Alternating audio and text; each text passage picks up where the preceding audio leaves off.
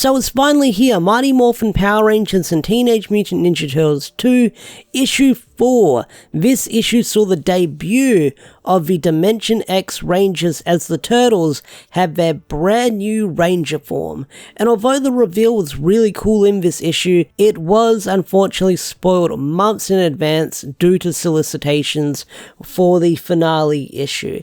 And that does kind of suck, but most of the cool reveals in this issue has been spoiled with solicitations. From Ranger X to the Mutant Rangers, and even the Dimension X Rangers have been spoiled, unfortunately, due to Boom Studios doing solicitations for this run.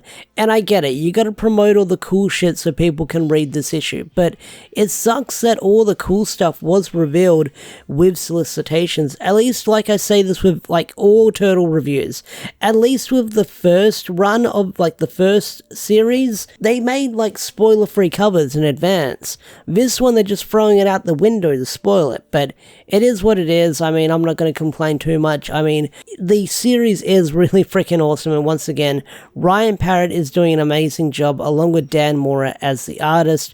Once again, these two are amazing when put together. And apart from the cool action scenes, I feel like one strong suit of this issue is the character interactions between everyone. I mean, you have the Turtles at the start of the issue talking about why they do the things they do.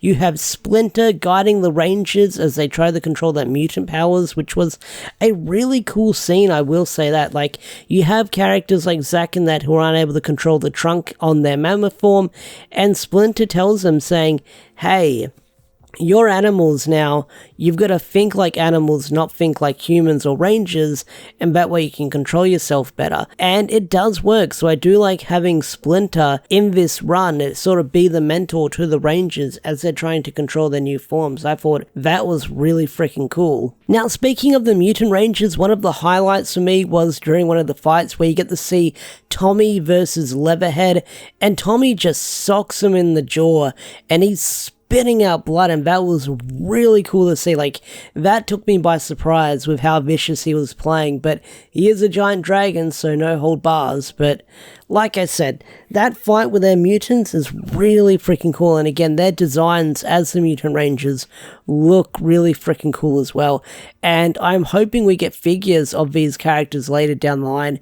They'd probably cost an arm and a leg with how different and how big and articulated they are, but I get the feeling we'll probably see Dimension X Ranger figures before we see Mutant Ranger figures, but you never know, you never know.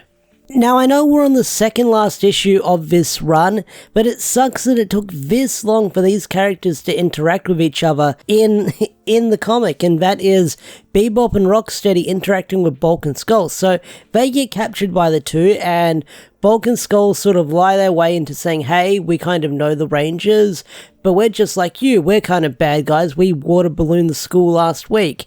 And Rita asks them to interrogate them, and what we have is sort of like Bulk and Skull interacting with Bebop and Rocksteady, and what it turns into is sort of them filming them for their little podcast, for their interview, and they film this video where they say they're going to take over the world and stuff like that, because Bulk and Skull promises to make him famous, because they do say, hey, I think you're being mistreated here.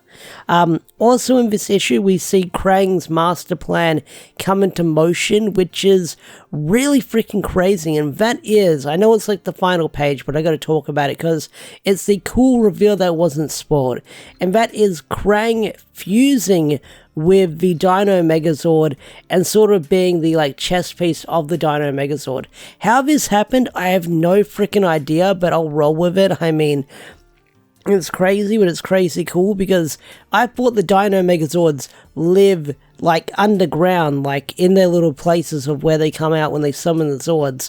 Here he's got them all assembled and he's using them like they're nothing, and that's crazy cool but also interesting. But I will say it's a really cool design seeing Krang giant and using the Megazord as like his extra body parts. I think that's a really cool design, and it makes you wonder how they're going to defeat him in the finale, because like they'll have to get their own Zord to combat him. Like, it'll probably be the giant metal head that we got in the previous run, but either way, it's a cool design. I really freaking dig it. And I know it does suck that we don't get to see Krang taking over Zed like we had with that cover. I guess that was just a really cool cover and it didn't really happen in the issue. But I'm guessing if we get a third one, it might happen. You never know. You never know. But like I said, one thing I really enjoyed was the character interactions. We get to see Karai in this issue, who's been missing in action since the first issue, and we find out that she refused to work with Krang and Rita, but she did get offered the Dimension X powers to become her own Ranger, and that kind of sucks that we were robbed out of seeing Karai being a Ranger. I think that would have been a really cool design, seeing Karai as a Ranger as well. I think that would have been really freaking sweet to see. Maybe we'll see it next issue, you never know, but I doubt it because I think that's Casey on the cover, and Karai is loyal to Shredder, so I doubt she'd use powers like that. Now, one of the other highlights in this issue is this big showdown between the Shredder, Karai, and the Turtles against all of these classic MMPR monsters. I mean, you see Bones, you see Pumpkin Rapper, you see Eye Guy, you see Terratoad, you see Madam Woe, Pudgy Pig, all these classic MMPR monsters, and I gotta say, they're drawn really freaking well, and it sucks that the artwork for these characters look really freaking well, and I hope that Dan shares the character sheets for these designs, because they look really, really freaking great. Especially Madam Woe. Like, Madam Woe, seeing her in that design looks really freaking cool. Bones as well, who's a classic MMPR villain, he looks great as well. But the showdown is really freaking cool. Like, I really enjoyed it, like seeing all these different characters interact and fight each other.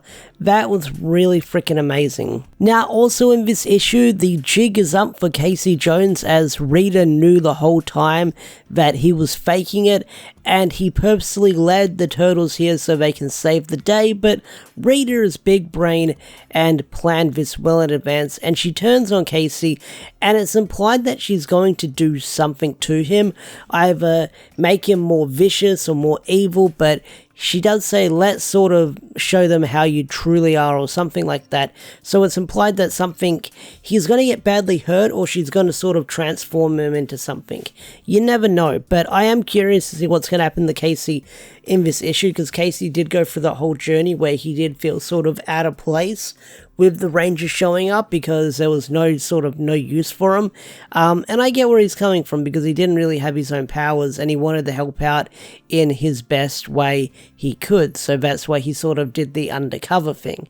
And I feel like that's some really good growth for Casey, because he would have been sidelined definitely in like a Turtles and Rangers crossover. So I think this is the best way you can get a character like that, a fan favorite character like that, involved, so he's helping out, because compared to the Turtles and the Rangers and how even April has powers, like, Casey is definitely sort of like the weakest out of the bunch, and he can't do much with his hockey sticks in battle, so I can understand why Ryan gave him this upgrade in the series. But yeah, like I said, the issue ends with Krang Megazord, and I'm curious to see how they're going to take down that. Will we see a brand new Megazord or something like that? You never know, but overall I thought this issue was pretty freaking solid. I'm curious to see how it's going to end, and if Ryan will like sequel bait us if he does decide to return to do Power Ranger comics again in the future, because this is his last project with Boom before he moves on to other stuff. But I'm definitely going to miss him, that is for sure. But anyway, guys, what did you think of this issue? Love it, hate it? Tell me in the comment section down below. I'd love to hear your thoughts and opinions. And with that said, I'm out of here. Peace out, take care, and thanks for watching. Bye.